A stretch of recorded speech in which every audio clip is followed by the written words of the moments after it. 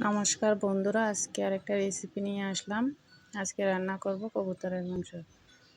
আসলে একটা ভিডিও করতে যে কতটা কষ্ট হয় সেটা যারা রান্নার ভিডিও করে একমাত্র তারাই বুঝতে পারবে। এত কষ্ট করে একটা ভিডিও করার পরও যখন লাইক সাবস্ক্রাইব হয় না বা ভিউজ হয় না, তখন কতটা যে কষ্ট হয় সেটা একমাত্র তারাই জানে যারা রান্নার ভিডিও বানায়।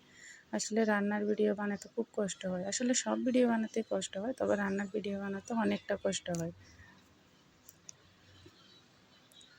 তাই বন্ধুরা তোমরা আমাদের ভিডিওগুলো দেখে লাইক করিও, সাবস্ক্রাইব করিও এবং কমেন্ট করিও। আজকে রান্না করতেছি কবুতরের মাংস।